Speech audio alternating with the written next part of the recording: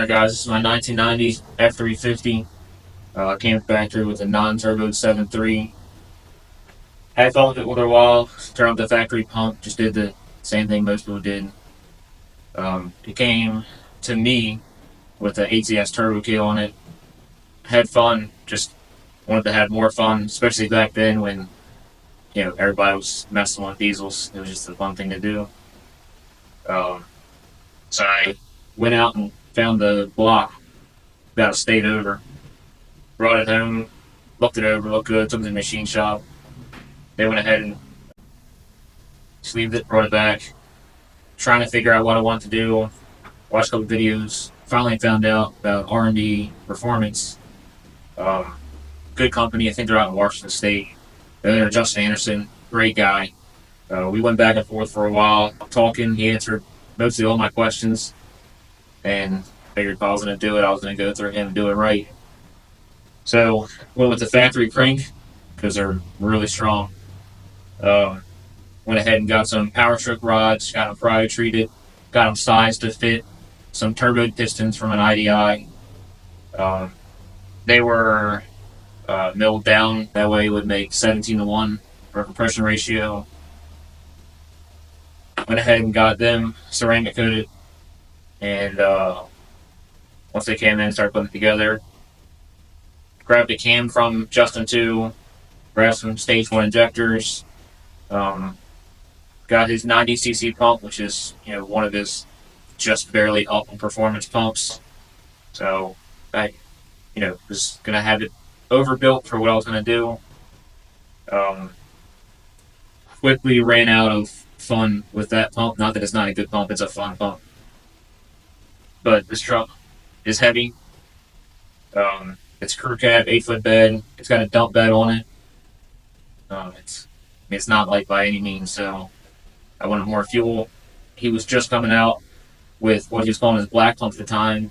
I think it was over 300 cc's of fuel. So I figured why not? I would go for it if, he only had one, so I was hoping that he would eventually sell at one point in time. He was going back and forth and I was going to make more or not. I swapped out the ATS turbo kit with a turbo kit from R&D. I wanted the f366 turbo in that, something to make decent boost and spool up pretty quick. Went and got the studded. There's not many options for head gaskets. I know there's a couple guys messing with steel gaskets, and some guys had good luck, some guys didn't. Factory gaskets seem to be the best, so that's what we went with. He gets studs through ARP. I think that he went through them guys and actually got that all set up. After that, this thing spooled like crazy. It was non-interpoled then. I went ahead and got a Snow Performance water meth kit. Got that installed. It was fun, but if I put anything behind the truck, I was still hauling a camper at the time with it. I needed to be somewhat fun and also be able to haul stuff with it. So we went ahead and I got an intercooler from a 6.0. Got that installed. Just ordered a universal intercooler piping kit and took the batteries out. Kitted it all up. There was room for the batteries, but they'd kind of be in the way, so I relocated them to on the frame rail. They sell kits for vans to do it. I just welded some up and did it myself. I think it's time to move back up in performance though, because I did end up buying the black pump from him. It had a little bit of issues at first. Sent it back. It was awesome. He went through it. He did everything that you would expect to be done. Sent it back. I don't even think I had to pay for shipping for it. I said Justin's a good dude. I had a lot of fun with that black pump, and I wish I had more videos of it then, but I really was just out having fun. I wasn't into videoing anything that I do. So had it for a little while. Um, had some issues towing with it, which is understandable.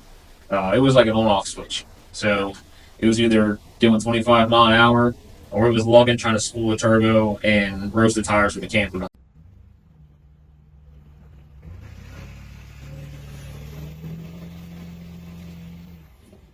behind it. Um, it was a blast, and if I didn't need the haul, I would have kept it on there. But I went ahead and threw the 90 pump back on there.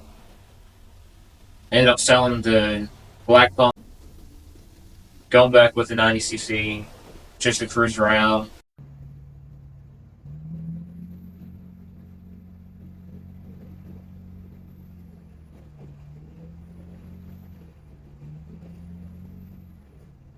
Around. Um, Then I'm getting back into my Mustang, getting that torn down, getting that back together, going out and cruising with that.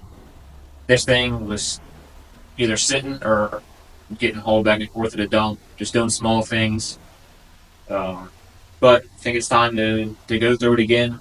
She's been beat on extremely hard since I got her. It was taken care of really well before I had it, and then I just had a whole bunch of fun with it. So we're going to we're going to go through the wiring in it. We're going to go through from front to back, fix minor things, fix holes, try to get a little bit of welding in, just have a good once over to have a nice solid base. Go through the doors. There's rust. If there's rust, get it out, get it fixed, get it replaced. Um, Not going to do a full restoration on the truck. It's not what this truck is. It's not what it's made about. And I don't want to be scared to scratch it. So we're going to go through. We are going to paint. We're going to do some small things here and there. Um, but it's not going to be 100% just showroom rebuild. One, I don't have the money for that, and most of us don't.